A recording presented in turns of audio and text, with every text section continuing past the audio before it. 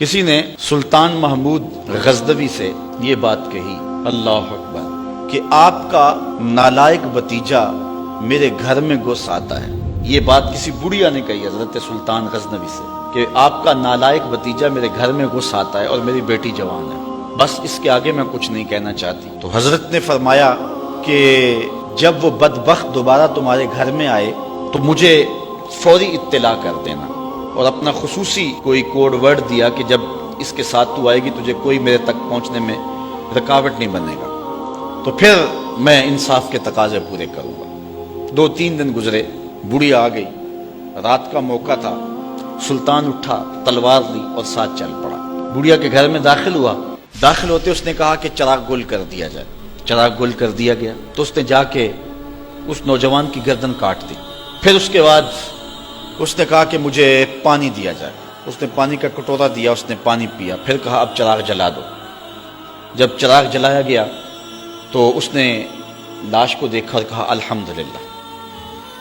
بڑھیا نے کہا کہ مجھے بتائیں کہ آپ نے یہ 3 کام بڑے عجیب کیے ہیں، جب آئے ہیں تو چراغ بند کروایا ہے، پھر پانی مانگا ہے، اور پھر الحمدللہ کہا ہے۔ تو بادشاہ نے ٹالا، کہا کہ اس راز کو راز رہنے دیا جائے، لیکن بڑھیا ضد کر گئی۔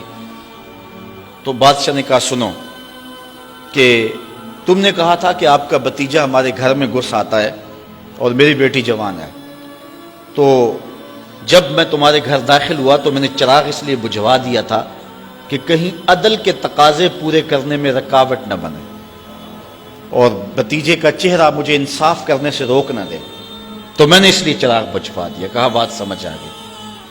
تو کہا آپ نے جب چراغ بعد میں روشن کروایا تو الحمدللہ کیوں کہا؟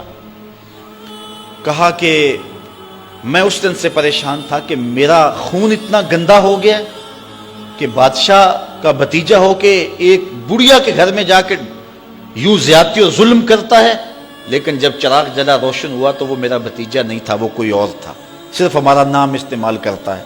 تو میں نے کہا الحمدللہ، یا اللہ تیرا شکر ہے کہ میری نسل اتنی گندی نہیں ہوئی ہے۔ تو کہا آپ نے پھر فوری پانی منگوایا اور پیا۔ بادشاہ نے کہا بڑھیا یہ راز رہنے دو، یہ نہ پوچھو۔ بڑھیا ضد کر گئی کہ نہیں مجھے یہ بھی بتاؤ۔ تو کہا بڑھیا پھر سن، جس دن سے تو نے بتایا تھا کہ آپ کا بھتیجا میرے گھر میں گھس آتا ہے، اس دن سے نہ میں نے پانی پیا تھا نہ کھانا کھایا تھا۔ میں نے کہا تھا جب تک ظالم کو کیفر کردار تک نہیں پہنچا دیتا اتنی دیر تک نہ کھانا کھاؤں گا نہ پانی پیوں گا۔ اب ظلم کا انجام تو نے دیکھ لیا، اب میرا اتنا حق تو بنتا تھا کہ 2 گھونٹ پانی کے پی لو۔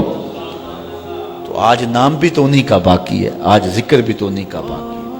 جن لوگوں نے عدل و انصاف کے بخیے ادھیڑ کے رکھ دیے، پھر حرف غلط کی طرح مٹ جاتے ہیں، ان کی قبروں کے نشان بھی باقی نہیں رہتے۔ دنیا کے اوپر کتنے لوگ تھے، رضا شاہ پہلوی دیکھ لیں، ایران کا شہنشاہ ایران دیکھ لیں، کہ پھر بعد میں دیکھیے کہ ان کو قبر کے لیے جگہ نہیں مل رہی ہے۔ تو جنہوں نے عدل کیا، جنہوں نے انصاف کیا، تو زمانے کے اوپر نام انہی کا رہتا ہے، اور کسی ملک میں کسی جگہ پہ عدل و انصاف سے ہی ملک اور وطن قائم رہتے ہیں۔ الملک یدوم بالکفر ولا یدوم بالظلم، ملک کفر سے تو قائم رہ سکتے ہیں لیکن ظلم سے قائم نہیں رہتے۔